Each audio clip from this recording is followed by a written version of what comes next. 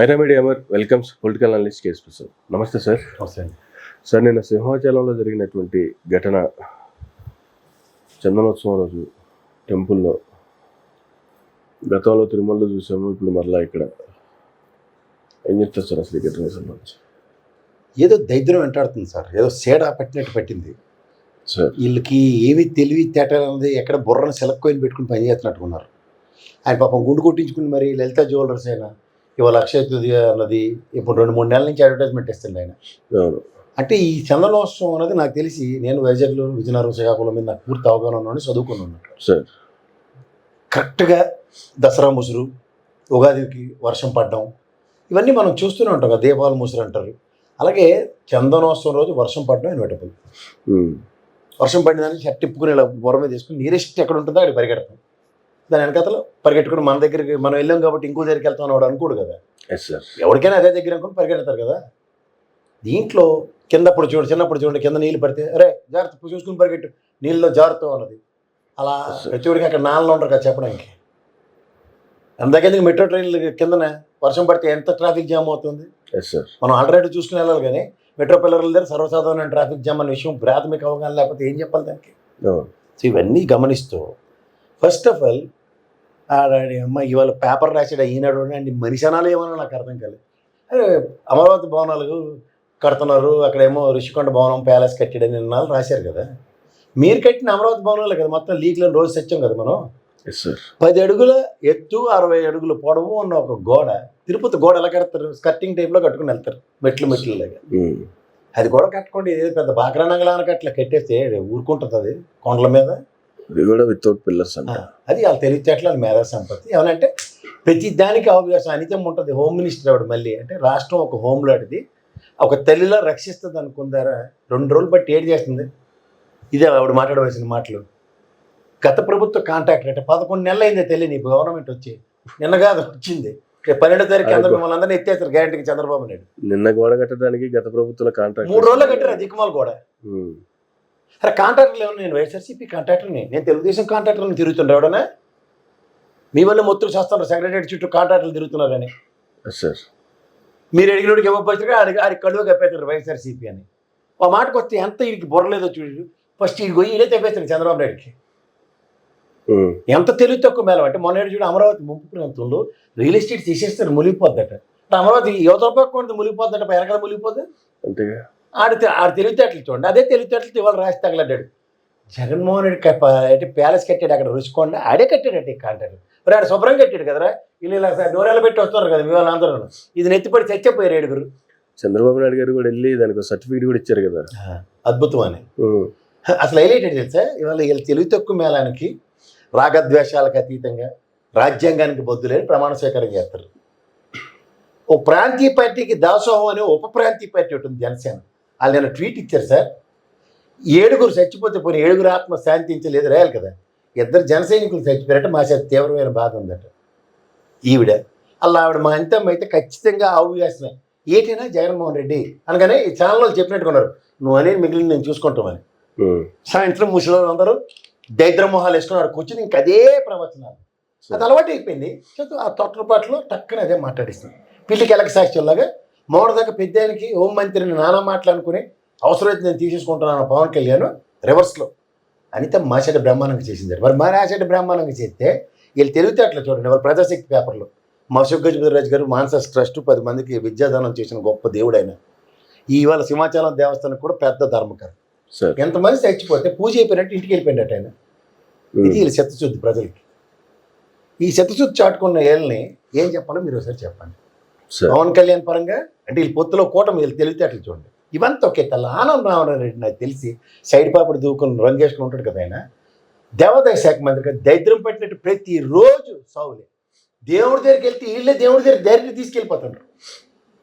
ఏదో మనం దేవుడికి దండం పెట్టుకుని దేవాన్ని కష్టాలు కాపాడనే దగ్గర వీళ్ళు విముక్తి ఇచ్చేస్తారు. ప్రతి దగ్గర తిరుపతిలో చూడండి లడ్డు గోల, మనోడు కింద నుంచి పైకి మెట్లు కడిగాడు. తర్వాత సనాతన ధర్మాన్ని ఎర్రగోటలు కట్టాడు. ఏం మాట్లాడి ఇప్పుడు ఏం నోరెందుకు పేగలట్లే. ఆ రోజు BR9 శిల్పలను చేసి సారీ చెప్పమంటే వాళ్ళు ఎత్తికల్లు బ్యాచ్ ఏది చెప్పింది తెలుసు కదా. లోకేష్ ఆ పార్టీ అధ్యక్షుడు ఆ పార్టీ ఏం మాడిందో మాకు సంబంధం లేదట. మరి సారీ చెప్పమన్నప్పుడు ఈ బాధ్యత ఏమైంది? ఇవాళ అరే మేయర్పేటను కైవసం చేసేసుకొని తెలుగుదేశం రోషెడ్ కదరా పనికిమాలి అదవలరా ఈ పాటి ఇంగిత జ్ఞానం లేదా ఇవాళ 7 ప్రాణాలు పోతే బేసిక్గా ప్రజాస్వామ్యంలో ప్రజాప్రభుత్వం మానవ ప్రాణాలను కాపాడడానికి ఈ ఆడరం రక్షణ ఉంది మీతో. Yes sir. ఏం మాట్లాడరు రాయడానికి చేతులు పడిపోయి సెట్ చేయాలి మీకు. కాంట్రాక్టర్ రాడా అది కాంట్రాక్టర్ శుభ్రం కట్టాడు కదరా బిల్డింగ్, మీకు వచ్చిన అక్కడ గోడకి పిల్లర్ లేకుండా కట్టడం ఏ తెలివితేటలరా మీరు, నాకు అర్థం కాదు. ఇవాళ వాతావరణ సూచిక చందనోత్సవం రోజు ఖచ్చితంగా వర్షం పడుతుంది, చరిత్ర అది. స్వామివారి నిజరూప దర్శనానికి చుట్టుపక్కల ప్రాంతాలు తలదోపతండాలుగా తరలి వస్తారు. బేసిక్స్ లేకుండా సలువు పందిలు లేస్తారు ఎండ కిందని, తెల్ల పెయింట్ వేస్తారు కాలు కాలకుండా ఉండడానికి, నీళ్ళు కొడుతూనే ఉంటారు. అలాగే ఎవరు చెప్పింది చేస్తారా? మీ సొంత పెత్తనం నిలబెట్టి దిక్కుమల కమిటీలు చెదారం పెట్టి మొత్తం భ్రష్టు పెట్టి ఇచ్చారు. గతంలో లడ్డు విషయం కంగు తిన్నారు, తర్వాత బిఆర్ నాయుడు సొంత పెత్తనం నిలబెట్టి పైన టికెట్లు ఏమో కింద అంటే 7 స్టాంప్ పడి చచ్చిపోతే ఆవులుగా గోశాల ఇన్ఛార్జిని ఆవిడ సస్పెండ్ చేశారు. గోశాలకు ఇన్ఛార్జ్ లేకపోతే నెక్స్ట్ ఆవులు చచ్చిపోయాయి.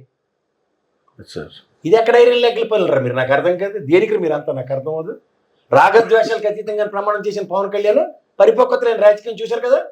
వాళ్ళ జన సైనికులు 2 చచ్చిపోతే బాధ వచ్చిందా? మరి మిగిలిన 5 కూడా మీరు ఉప ముఖ్యమంత్రి కదా, ఈయనే కదా క్యాబినెట్ హోదా కలిగిన మంత్రి. అంటే ఎలక్షన్ అయిపోయిన తర్వాత ఇంకా నా వాళ్ళు, నా కోల్పోళ్ళు, నా జీవితమే పరిరక్షించుకోవడానికి మీరు రాజకీయాలు కావాలా? దీనికి మీరు రాజకీయ పార్టీలను పెట్టి మన ఎత్తుకొస్తారా సార్? మీకు నచ్చినప్పుడు సనాతన ధర్మ పరిరక్షణ, మీకు నచ్చినప్పుడు గుళ్ళు గోపురాలు, అలా కరెక్ట్ జెండా పెట్టుకెళ్ళి ఎవరన్నారు మీరు అంతా దేనికి భయపడి చేస్తున్నారు? ఇక్కడ కండువాలు వేసుకున్నప్పుడు అలా రామతీర్థం రాముడు తెరతయిపోగానే పరిగెట్టి పట్టిపోయారు కదా మీరు సార్.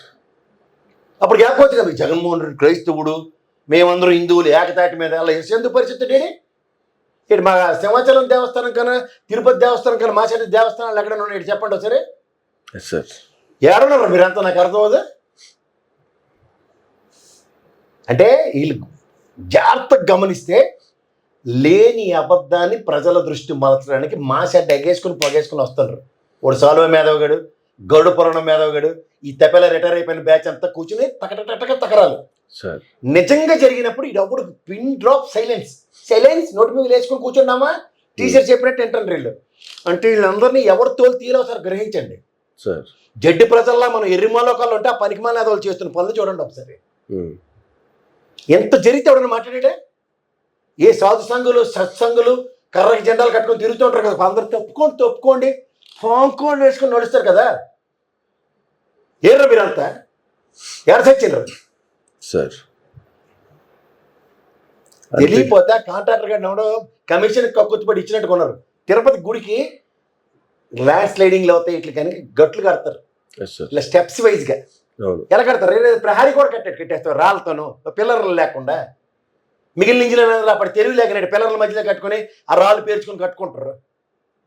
ఎవరు మీరు అంతా, నాకు అర్థం కాదు.